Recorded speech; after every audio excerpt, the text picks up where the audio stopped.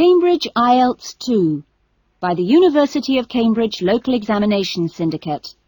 Published by Cambridge University Press, 2000. This recording is copyright. Cassette 1, Side 1. Test 1. You will hear a number of different recordings and you will have to answer questions on what you hear. There will be time for you to read the instructions and questions, and you will have a chance to check your work. All the recordings will be played once only. The test is in 4 sections. Write all your answers in the listening question booklet.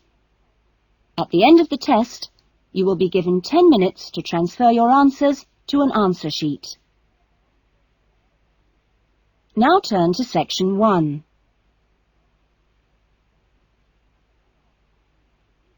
Section 1. Louise wants to join a video library. You will hear a conversation between Louise and the owner of the video library. First, you have some time to look at questions 1 to 5.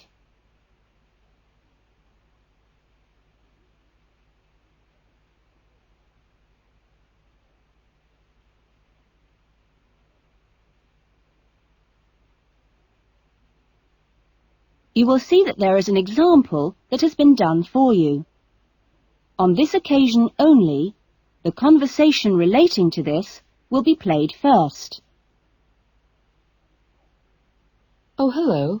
I'd like to join the video library. OK, would you like to fill in the application form now? Yes, I can do it now. Hold on and I'll get a form. Now, I'll just ask you a few questions and then I'll get you to sign at the bottom. Right. What's your full name? Louise Cynthia Jones. Jones. Yes, that's right. Louise's surname is Jones, so Jones has been written on the form. Now we shall begin. You should answer the questions as you listen, because you will not hear the recording a second time. Listen carefully to the conversation and answer questions 1 to 5. Oh, hello. I'd like to join the video library. OK, would you like to fill in the application form now? Yes, I can do it now. Hold on and I'll get a form. Now, I'll just ask you a few questions and then I'll get you to sign at the bottom. Right. What's your full name?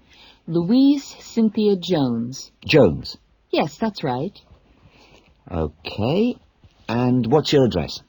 Apartment 1, 72 Black Street, Highbridge. Black Street. That's just round the corner, isn't it? Yes. OK, so the postcode is 2085, right? Yes, 2085. And your telephone number? I need both home and work. Home is 9835-6712, and work is 9456-1309. Do you need any ID or anything like that? Yes, we need your driver's license number. That is, if you have one. Yes, I know it off by heart. It's an easy one. 2020BD. Do you need to see it? Yes, I'm afraid I do. Here. Right, thanks. And could you tell me your date of birth, please? 25 July, 1977. That's the most important part out of the way, but could I just ask you a few questions for a survey we're conducting? Okay. Before the conversation continues, you have some time to look at questions 6 to 10.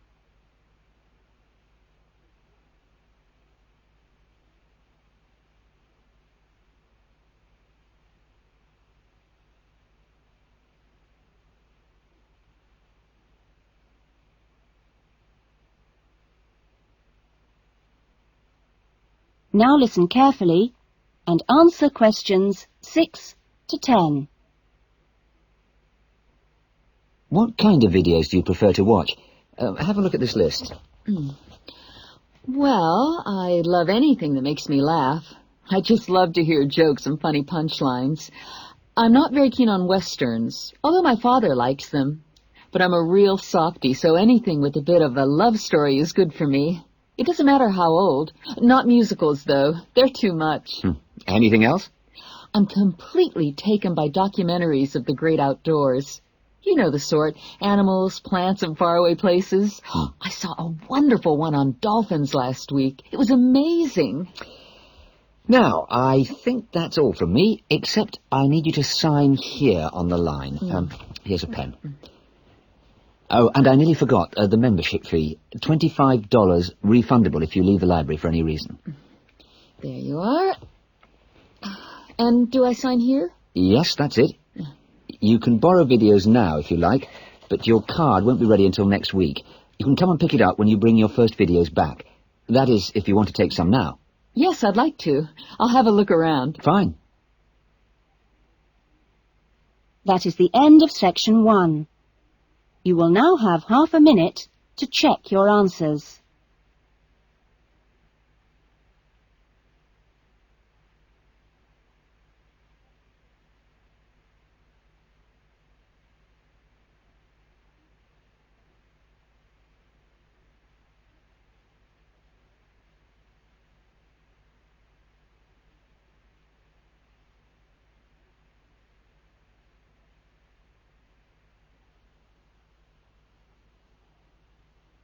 Now turn to section 2.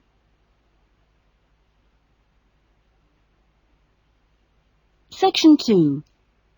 You will hear a radio interview about an expedition across the Atura Mountains. First, you have some time to look at questions 11 to 15.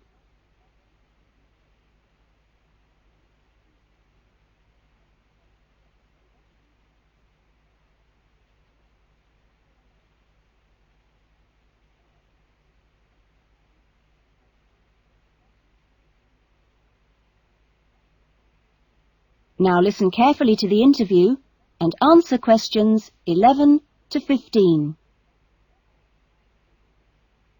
A dream came true in 1995 when, over 96 days of the spring and summer, an expedition of 4 men undertook what they believed to have been the first and only complete end-to-end crossing of Morocco's Atura Mountains. I talked to Charles Owen, the leader of the expedition group, about the trip. Charles, how much planning went on beforehand? Well, as you know, I run these walking trips across the mountains for tourists, and over the years I've collected maps and other data to prepare what I call a route book for this trip. And this book basically shows the route across the mountains that we took. You actually broke records while you were out there, didn't you? Yes, it was 900 miles in total, and we managed to climb 32 peaks that were over 3,000 meters high, including Tube Karl, which is, of course, the highest in North Africa. Yeah. We weren't actually out to make a name for ourselves. It just happened, really. What was the weather like? Oh, it got us right from day one, and we were pretty taken aback, really, to find that it rained on quite a number of days. And so we were forced to start replanning our route almost from the outset. One of the obvious problems is the heavy snow which blocks the mountain passes, so you have to make considerable detours. When we were on the way to Imilchil, for example, the snow forced us into a northern bypass, which was new to us. But anyway, either way, we would have been rewarded because, well, we fell upon amazing high meadows, huge gorges, and wonderful snow-capped mountains. The scenery was as fine as any we saw on the trip, and that was how it was every time. Having to take another pass was never a disappointment. You now have some time to look at questions 16 to 20.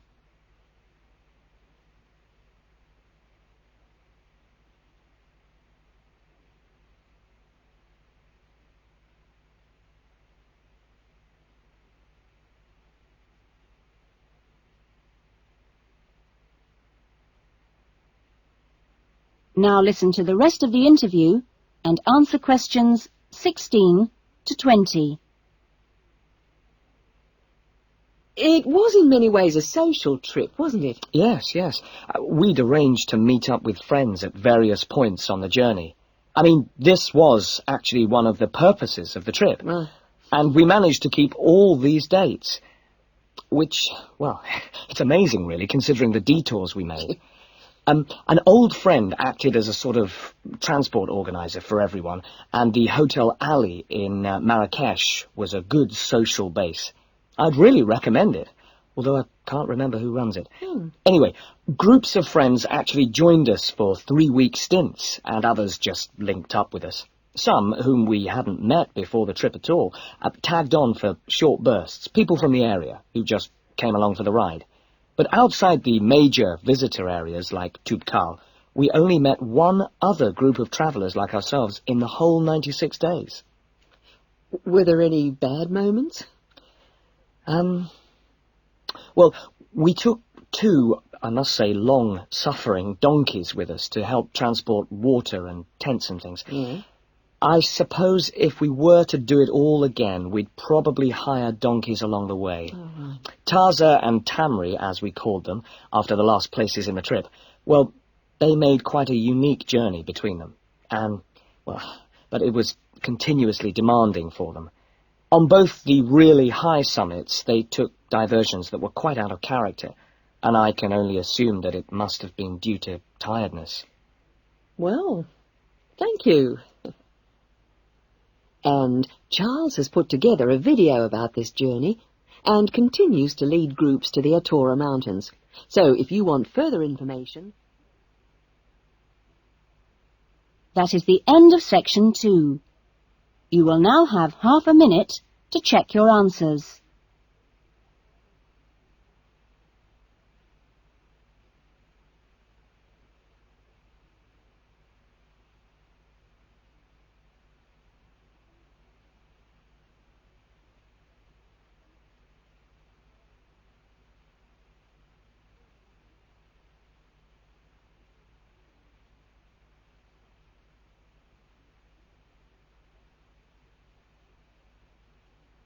Now turn to section 3.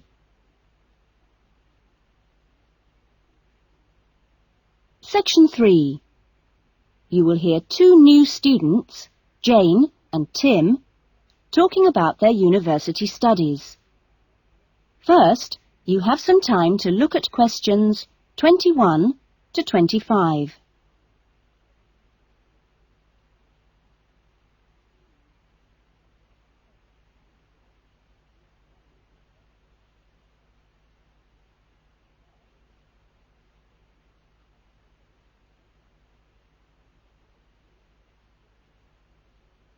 Now listen carefully to the discussion and answer questions 21 to 25. Hi, Tim. Jane. How are you? Fine.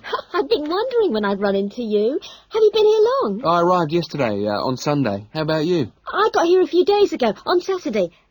No, wait a minute. What's today? Sorry, Friday, not Saturday. But we didn't have to be here till today. Yes, I know. But I wanted to get my things moved into my room and just take a look around. So, did you decide to do English in the end? No, I changed my mind and opted for history instead. Oh. And you're doing biology, if I remember correctly. Yes, although to start with, I couldn't decide between that and geography. How much reading have you got? I was given an amazingly long list of books to read. See? Wow, it does look pretty long. Well, I counted 57. I could hardly believe it. What's your list like? Well, it's not as long as yours, but it's still pretty big. There are 43. I don't know how I'm going to get through them all. Well, you don't have to read them all this week. You just have to stay ahead of the lectures and seminars. Have you got your class schedule yet? Yep, it came with a reading list. When's your first lecture? Tuesday. How about you? The day after.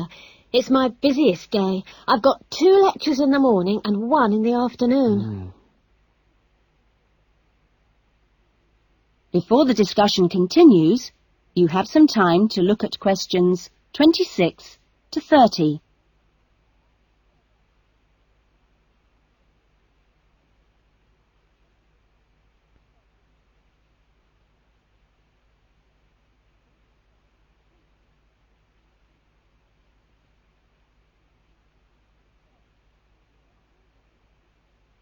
Now listen carefully and answer questions 26 to 30.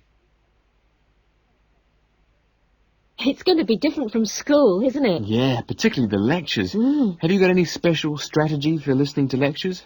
Well, I'm going to use a cassette recorder and record them all. What? Are you allowed to? Sure, lots of people do it nowadays. It means you can listen to the lectures all over again later and make really good notes. I couldn't do that. I like to take notes as I'm listening. I usually find I get all the important points. Reading is different, of course. My approach is to skim the book first to see what's important and what isn't. It saves hours of time.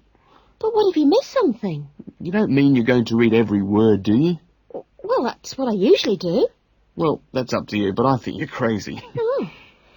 What's your first lecture on, anyway? Oh, it's a lecture on the French Revolution. The French Revolution, how boring. Oh, it's not boring at all. It was an amazing period of history. It changed everything in Europe. So what's your first lecture about? It's about animal behaviour. It sounds really interesting. Look, I was on my way to the library. I'm going to get some of these books out and start reading for the first essay I've got to write. And what have you got to write about? Well, you'll never believe it. I think our professor must have a sense of humour. He's given us the title, Why Study History? That's a good one. When you find the answer, let me know. I'm going to enjoy writing it. Have you been given any writing assignments yet? Yes, I've got to write about animal language. That sounds a challenge. I suppose you'll be off to the zoo to do field research. That is the end of section 3. You will now have half a minute to check your answers.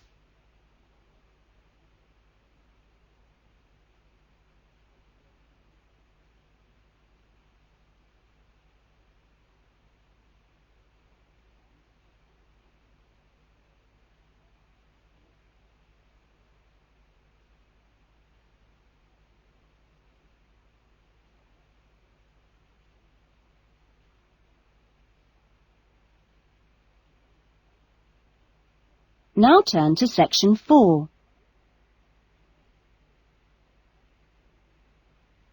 Section 4. You will hear a lecture being given to school leavers on the jobs people can get in sport and the training programs available to prepare for those jobs. First, you have some time to look at questions 31 to 40.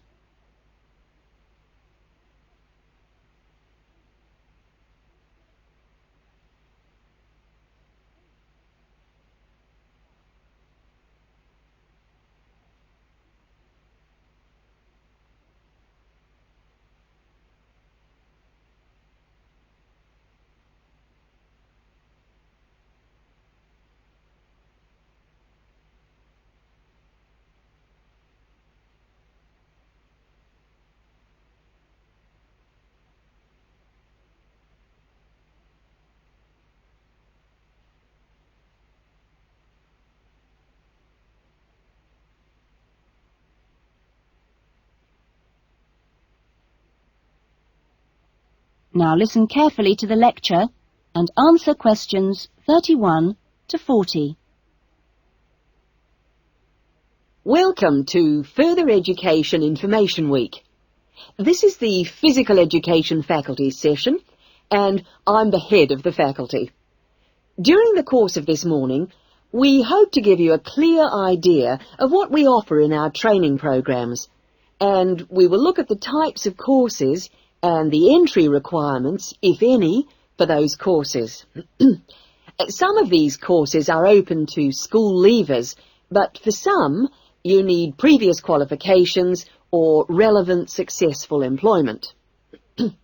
So, firstly, the Physical Fitness Instructors course is offered as a 6-month certificate course, which includes an important component of personal fitness, but there are no specific entry requirements.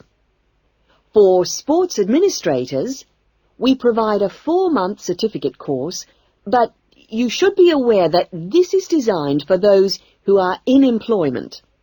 This employment must be current and related to sports administration. For the sports psychologist course, we offer a 1-year diploma course, but this diploma course is available only to those who already hold a degree in psychology. So you need to make sure you have that before you apply to do this course. Now, for physical education teachers, we offer a 4-year degree in education. This degree course is designed for preparing students to teach in primary and secondary schools and needs no prior qualifications, as it is entered directly by school leavers. And lastly, for the Recreation Officers course, we offer a 6-month certificate. Entry to this course normally includes applicants of a wide range of ages and experiences, but we do not insist on any prerequisites for this course. Remember that this is a vocational training institute. We train you so that you can take up a particular kind of job. So it is important that you know the main roles of the jobs, what the work is like, and what kind of qualities you need to succeed at them. A physical fitness instructor works in health and fitness centres, preparing individual programs for ordinary members of the public. Physical fitness instructors prepare routines of exercises to suit the individual client's age and level of fitness. Sports administrators run clubs and sporting associations. Their duties include such things as booking playing fields with local councils and organising the schedule of games or events for the club. So they need good organisational skills. Sports psychologists spend time with professional athletes, helping them approach competition with a positive mental attitude to enable them to achieve their personal best. They do this by improving motivation and concentration, or assisting with stress management. Physical education, or PE teachers, instruct young students in how to exercise, play sport, and do other recreational activities correctly and safely. PE teachers help the development of coordination, balance, posture and flexibility, with things like simple catching and throwing skills. They are not expected to be experts in all sports, but must be able to show students the basic techniques involved in a wide range of activities. Recreation officers often find themselves working for local government authorities and local groups. Their aim is to raise people's awareness of healthy lifestyles and improve general fitness through arranging recreational activities for groups of all ages, from the very young to the elderly. There are many other job opportunities which our graduates can look forward to. If you're interested in any of these, then I suggest... That is the end of section 4. You will now have half a minute to check your answers.